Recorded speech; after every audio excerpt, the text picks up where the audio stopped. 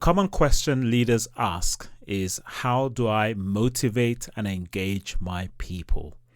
In this episode, I'm going to share some practical ways on how to motivate and engage your people.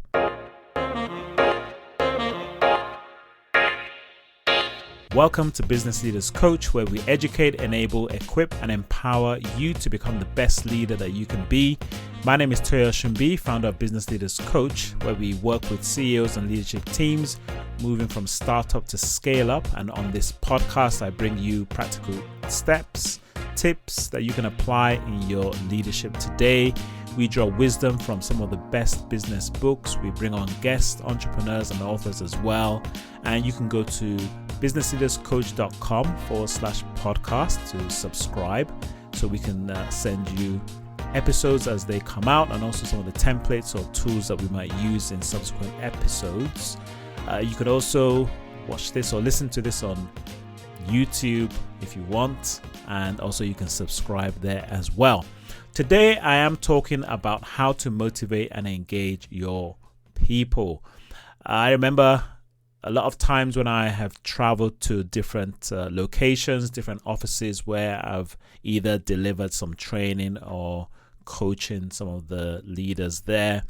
And typically what happens is somebody would see me and say, "Oh, Toy, can I just have a minute with you just to catch up on things? And I've got a few questions to ask," would normally be the way they would put it. And then they'll sit down and then they'll say, "Well, I've just got a question that I want to ask you. How do I motivate my people?" And it's a topic that gets asked a lot of times in bigger organizations with a lot of leaders or startup companies that are now hiring more people. How do we keep them motivated?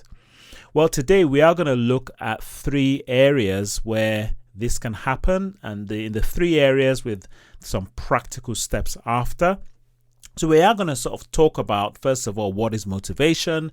Then we're going to look at 2 main ways we are motivated. And then I'm going to give you 4 principles. So those are the 3 areas. So I'm going to try and make this practical so that you can actually apply this even today. So let's start, first of all, by having a clear definition of motivation. Most of the times when people are actually even asking this question, I want to motivate my people, I think, well, first of all, we've got to ask ourselves, what are we actually saying?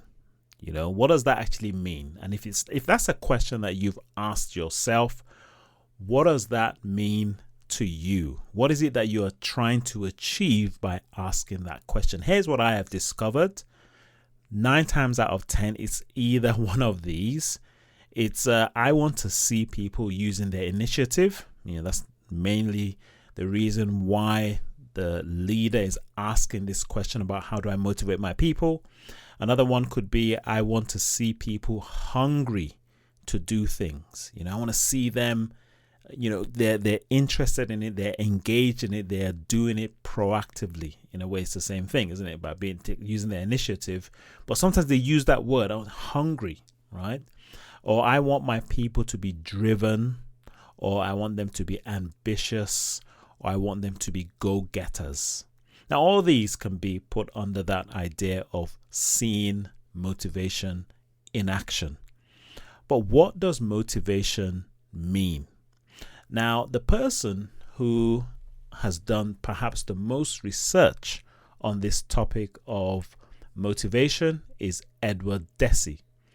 Now, he's one of the most influential professors on this topic. He's the person that many authors quote. Daniel Pink, in his book Drive, quotes him. Susan Fowler, author of the book Why Motivating People Doesn't Work, she quotes him as well. Almost all good authors will have to go to Edward Deci to get the lowdown, because he's the one that spent most time researching this. And what he comes up with is quite profound, because it's so simple. You know, when you ask the question, what does motivation mean? Here's how he defines it. He simply defines it as being moved to do something. It's as simple as that. He defines motivation simply as being moved to do something. And this is a very simple definition. However, it does capture what we are expecting to see when we talk about the person that is self-motivated. They are moved to take action. So you think about what I said earlier on when people ask the question and then they say, I want to see people using their initiative. I want to see people hungry to do things. I want to see people driven, go-getters. Yes, I think that is right in terms of you can see this in action. But when you go back to that definition, being moved to do something, there's another side to it, which I laugh. And when I've done webinars on this topic, I've always had a good laugh because what does that really mean to be moved to do something? So you might think that it means, for instance, in sales, that people are picking up the phone or booking meetings with their clients, making calls, doing deals. Does it always mean that? Could it not also mean being moved to sit on the couch, being moved to watch more Netflix? You get my point? Like, everybody is motivated, and that's the interesting thing. When we talk about how do I motivate my people, what you will find is that at the end of the day, everybody is really motivated because we're all doing something in that space of time. But I get what you mean. I don't want to go down that route because what you're really saying is, how do I get them to do what I want them to do, isn't it? Most of the time when we have that conversation, that's normally what happens is that, okay, so what you really want them to do is you want them to do what you want them to do. Is that right? Well, yeah, something like that, Okay, so let's talk about that. And we're going to have to really understand how motivation works. So before I give you these 4 principles, I want to stress that these are not just my own personal ideas. This is from the research that I've said, and he has found that there are some consistent patterns that can be observed when we study a person that is motivated for the right reasons. Okay, so they found that there are actually 2 major types of motivation. One is called controlled motivation, and the second is autonomous motivation. So the thing is that with this first type of motivation, which is the controlled motivation, it is achieved by seduction or by being coerced or by being put under pressure. And what Deci found is that when people are motivated in this way, it doesn't really go that well. You get it? Now, when people are motivated autonomously, we can see that the outputs is that they act based on volition and choice. They endorse the activity and they actually are engaged in what they are doing. They are interested in the activity and they feel a sense of deep value. So I think it's interesting, first of all, to ask ourselves, how have you been motivating your people? Is it through seduction or being pressurizing people or manipulating people?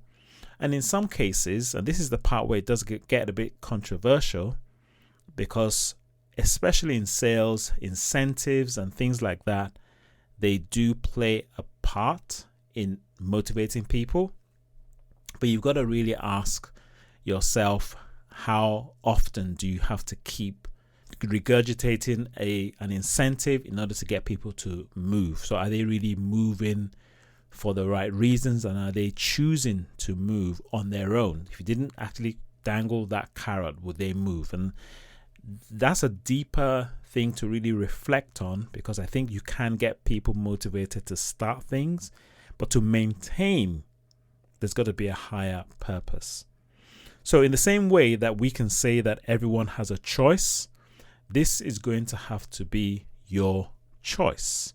If you wish to create an autonomous culture that leads to genuine motivation, or you can choose the other, which is to create a controlled motivation culture that leads to the short-term results, but could potentially have long-term negative consequences. And what they found is that when people were motivated through this control, he said you saw movement, but the person usually eventually thought about the shortest way to get the results. Now, there is a story that illustrates this perfectly, because when a company focuses too much on the wrong thing, you can get the wrong results. And this is where the term the Cobra effect comes in. And let me just give you insight into this. Maybe you've heard of this before, but the Cobra effect describes unintended negative consequences when a reward or incentive is offered to solve a problem. The story goes that many years ago in colonial India, there was a cobra infestation in the city of Delhi. So the British created a bounty for cobra skins. They thought by offering a reward for dead cobras, the public will solve the snake overpopulation problem.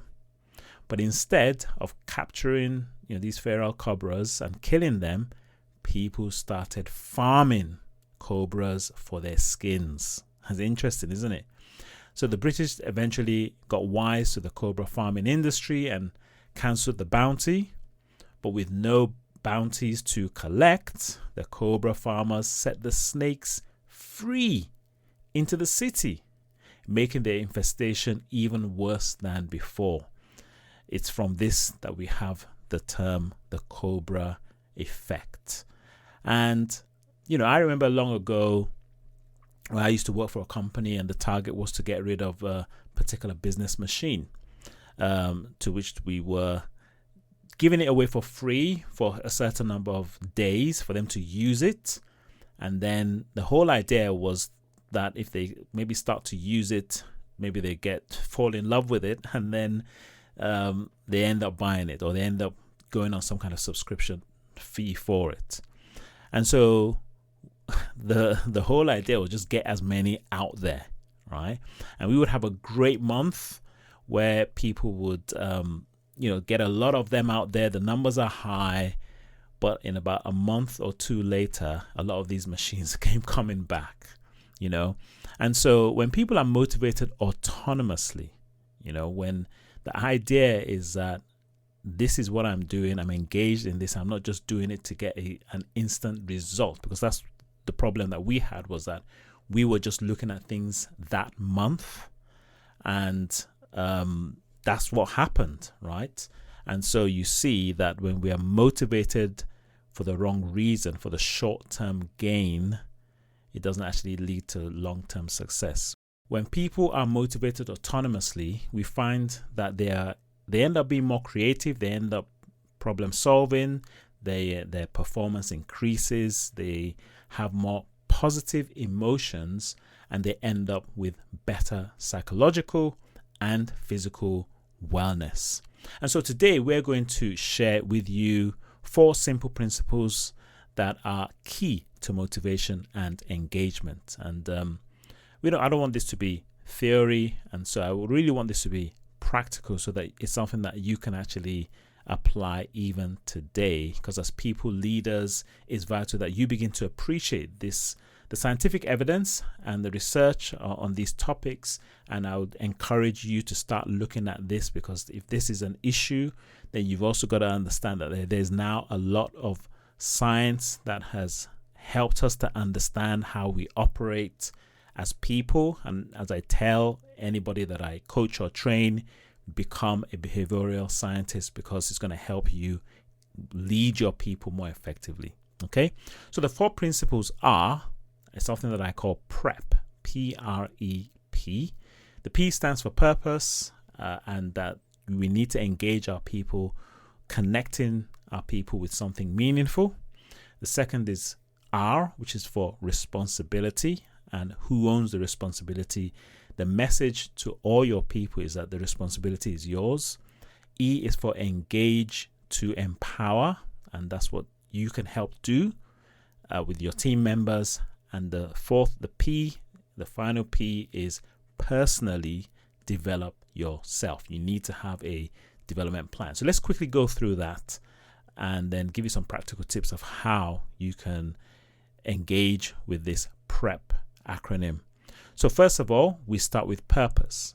So what is purpose? A simple formula is that purpose can equal to your contribution plus your passion.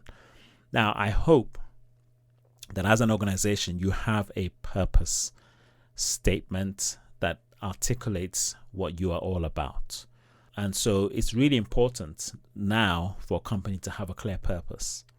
One of the ways to help your people get motivated then is to ask questions that helps them connect them with your purpose. I was delivering some training to a group of directors just 2 weeks ago, and we spent a lot of time just really connecting the dots, because sometimes you can have the purpose statement, it's on your slides, it's on your website, and people don't really talk about it. And this is something that I think it needs to change, which is that the conversation around your purpose should be almost a daily, weekly conversation. And it's your responsibility to help your team members connect with this purpose. And I'm going to give you some specific things that you can do. So you have to specifically ask them. I'm going to give you the questions that you can ask. You might want to write this down, right? And you're going to help them. These questions are going to help them connect their day-to-day work that contributes to the bigger picture of the organization. And this might challenge you because sometimes, right, I have worked with and I've seen at least companies that have a purpose of being the best, being number one, or being the most profitable. And unfortunately, it doesn't help. I did record a podcast, episode 25, The Infinite Game, 5 Questions to Craft Your Vision. And in that podcast, I share from Simon Sinek's book about the interesting insights around purpose and vision and how you need to be able to articulate that in the right way. Is it for a noble cause, and is it for an infinite game? And so if your purpose statement is not engaging, if it's not, at the end of the day, it has to be for the purpose of good, and it has to articulate that. Then you haven't yet still got a purpose, and that could be your problem of why you are finding it hard to motivate and engage your people. But if you do have a good purpose, then these questions will help, right? Number one.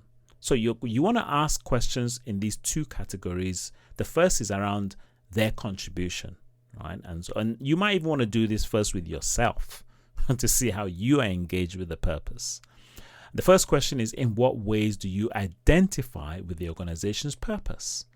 Again, this is a question that I've seen senior leaders within the business who haven't really even thought about that question, even though perhaps they came up with the purpose themselves. And it's fine.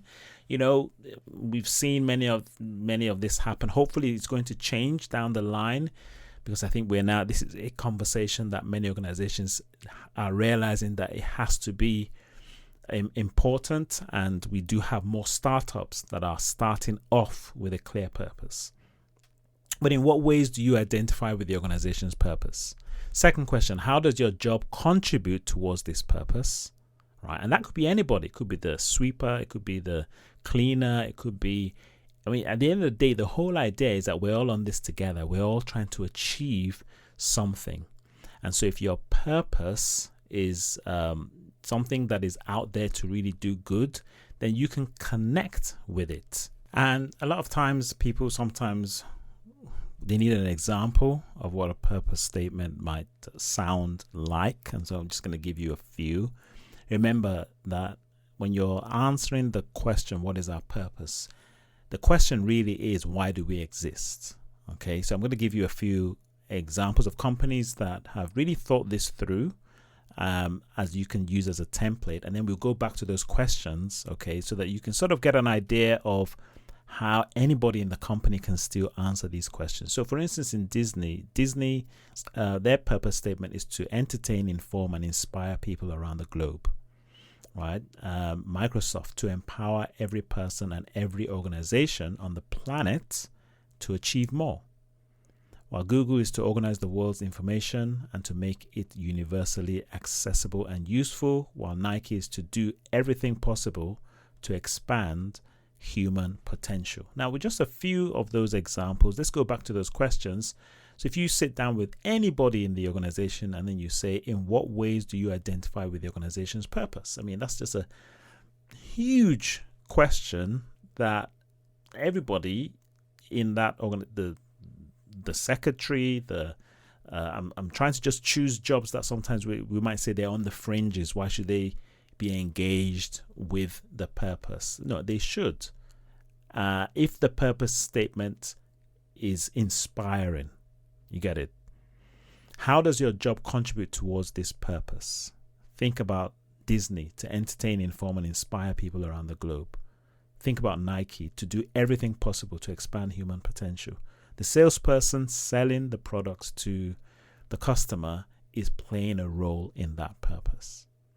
And then the third question is, in what ways does your daily activity contribute to this overall purpose? Can you see? So you're trying to connect the dots. How does your daily activity, whether it's filing, whether it's following up with certain people, whether it is selling, whether it is managing the team, whatever it is, you are contributing to the purpose. But it's by asking the question that normally people will be engaged with thinking that way. Okay, let's move forward. The second area is passion. So I said that purpose would equals your contribution plus your passion. And I am spending more time on this one because at the end of the day, this is where the motivation should really begin. So your passion. So what do we mean by that? It's by asking these three questions. What do you love doing in your job? Think of a time you were most passionate about your work. What was happening? And the third question is, what gets you most energized about your work? Now, we're going to come back to that same kind of question when it comes to engagement. But first of all, by whoever it is, by the time they answer these questions, that's giving you insight into what is driving them. Remember, it's their passion. Remember that motivation is by being moved, and we are moved by our passion. Things that we're passionate about, we are normally moved. So just by you actually spending time asking your direct reports these questions and getting your direct reports to do that with their teams can really help people become more aware. So this is something that you should first do for yourself, and then you can do it with your team members. The second principle is the importance of being responsible, because as you said that you want to see your people take initiative, and that's something that you have to make clear that the responsibility is yours. It is your responsibility to move, and this is what actually creates that autonomous motivation. And sometimes you have to make it clear that you are the one to use your own initiative. Now, you can only help to initiate or introduce someone to being motivated. You get that? Let me just say that again. You can only help to initiate or introduce someone to being motivated. Each person has to come to that awareness that they are responsible for their own motivation eventually. But you can help bring them to that awareness, and you can create an environment that helps a person to be motivated. So those are the things that you can do, because the moment you cross the line, then it turns into the seduction or coerciveness or manipulation. So how can you do this? Well, a simple way of doing it is to simply ask some questions again and ask people to rate themselves, and one of the simple questions could be, how would you rate yourself on this statement on a scale of 1 to 5, 5 being absolutely, 1 being not at all? The statement is, I am responsible for my own choices. And just want to have that conversation with somebody and say, look, we're going through this whole process. Just want to really make sure that everybody feels empowered. I want to just get your own insight, because this is a mindset question, isn't it? I am responsible for my own choices. I mean, if I give it a 5, that means I'm taking full responsibility for my choices. If I give it anything less than that, it leads to a conversation. And so whatever I give myself, you can say, why did I give myself that score? So the next question you can ask is, why did you give yourself that score? It doesn't matter what score, isn't it? If I gave it a 1, I have a reason. And I can say, well, my hands are tied. The decision's already been made. And that's a conversation to have, right? If I give it a 5, then that's fine. Then at least you now are clear that I am the one responsibility for my own choices.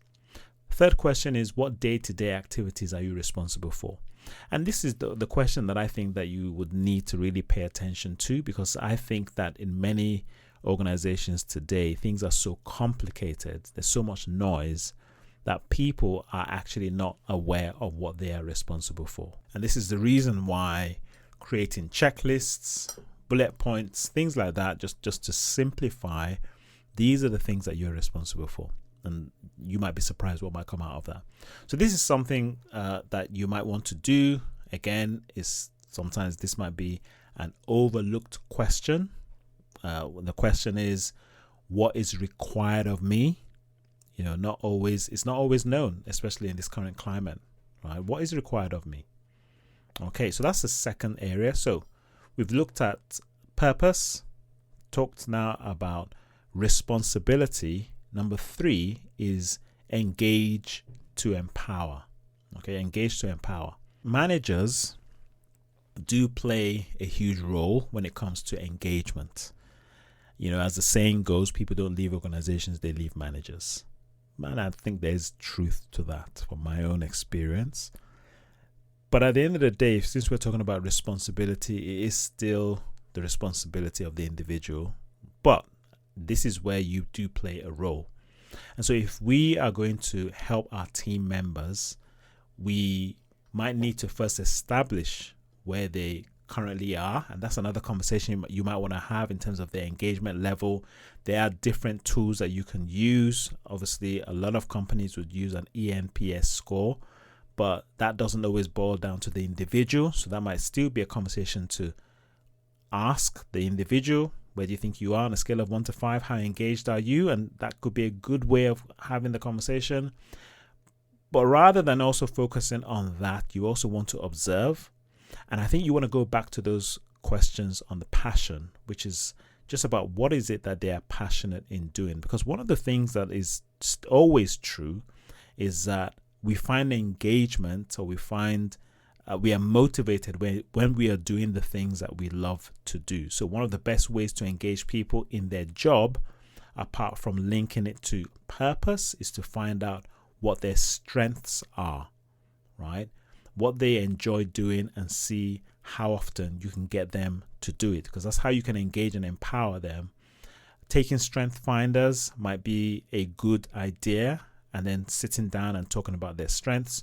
So you can go to Gallup and or buy the book Strength Finders and get your team members to do the assessment, come up with their results. They'll normally end up with 5 top strengths, and then the two of you can have a healthy discussion about how they can utilize that in the job role, where they find themselves engaged. And that will be a good way of engaging your team member, making sure that they're doing certain things that they love. Now, with many jobs, that's not the case. You're not always going to be doing the things that you enjoy doing, but the more you know what gives them energy, the more you can put them in that place. That's where you play the role of empowering them to do that. The person that loves detailed work, you give them that. The person that loves more abstract work, you give them that, and you make sure that they're engaged. So that's the third area. The last one in our P.R.E.P acronym is personally develop yourself. The research on motivation shows that when people are intentionally mastering a skill, they're naturally motivated. So obviously, there will be frustrating moments when the person is discouraged because you're learning something new, but the choice to master something creates motivation within the person. So the question that you perhaps need to ask yourself and your team members is, what are you mastering right now? And that's one area where developing our skills is something that we constantly need to be doing. I think we all constantly need to be learning to keep ourselves moving forward, especially in today's digital age. Within our organizations, people do need to keep on learning. Now, what I have found, once you do have an organization and team members, I've discovered 6 type of development plans that can be tailored to the person, that you can help them to create a development plan. Okay, so let me go through it, and I might do another podcast on this one in particular. So if you think about your team members, there's 6 things that typically should somehow at some point be part of their development plan. Number 1 is transition, which is that a person can be transitioning from one type of job into another. And I've seen this happen in different organizations. People move from sales to the IT department. People move from sales into HR. People move from HR into IT, and that's transitioning from a completely different skill set to another. And that's valid, but helping your individual to have a plan where they're mastering these new skill sets is engaging. Okay, so that's the first one. The second one is own job. Okay, so on the current job that they're in, there's levels that they can master. So a team leader, for instance, can master the skills of empowering or delegating. And obviously when they started the role, they weren't proficient in that, and that's something that they can master how to keep on doing it better. You get it? So within that job, there will be competencies that you're trying to increase your skill sets in.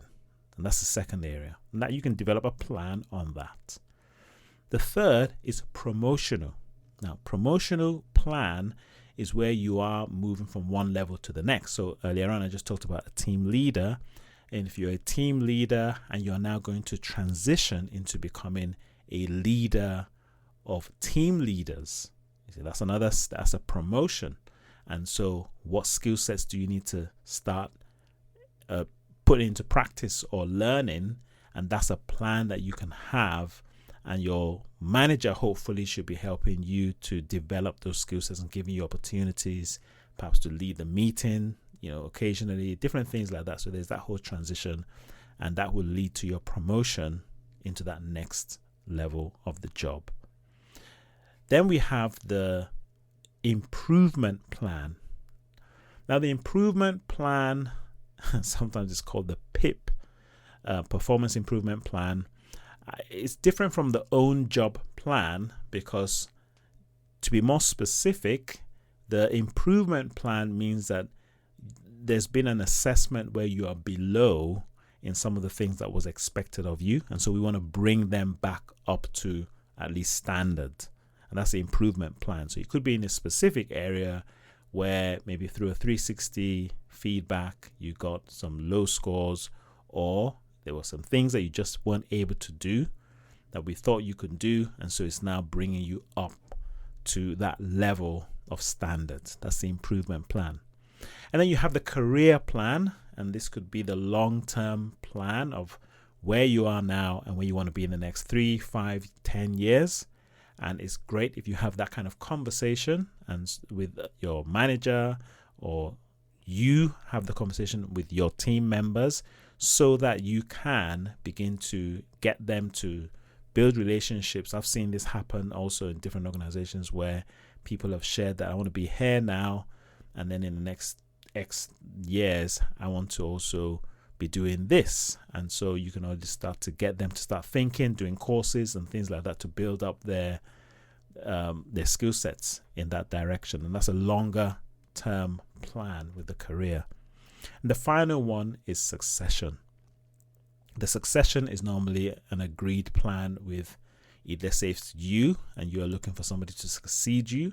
Obviously, that's a plan that you and that person needs to have in terms of the things that they're taking over while you are perhaps exiting or you're moving to your own next level. So those are 6 types of plans that you can actually have that can help your person have a personal development plan. The 6 areas, they actually stand for topics. So that's transition, own job, promotional, improvement, career, and succession. And as I said, perhaps that's another podcast that I'll do at some point, and I'll go into more detail around how we can execute on that. So the question is, what are your team members mastering right now? And what are you also mastering right now? Because that's going to lead to them being motivated. So one thing that is certain is that moving forward, you and your team need to encourage a learning culture. And that is encouraging each person to become self-learners. You've heard me talk about this before. I think that after this whole pandemic and the way the world is going to suit the person that is already a self-learner, and therefore having a development plan is essential for both you and your team members. So there you have it, how to motivate and engage your people. Use P.R.E.P. Engage your people with their purpose. So you want to connect people with a purpose. You want to encourage people to take responsibility. You want to engage and empower the person. And you also want to help them have a personal development plan. Okay, so thank you for listening. Again, you can go to businessleaderscoach.com/podcast, and you can also subscribe if you're watching or listening to this on YouTube. In addition to that, you want to check out other podcasts episodes that I've done. If you haven't listened to them, you can listen to the previous one, which is how to build your leadership pipeline, how to use situational leadership, why creating a learning organization is the best way to grow, and the 5 great leadership books that I read in 2021. Go to businessleaderscoach.com/podcast. Please subscribe as well and share this with your friends. If you are listening to this on Apple, please rate and give a review. It will help more people find the show. For now, this is Toyo Shimbi for Business Leaders Coach, signing off. Thank you.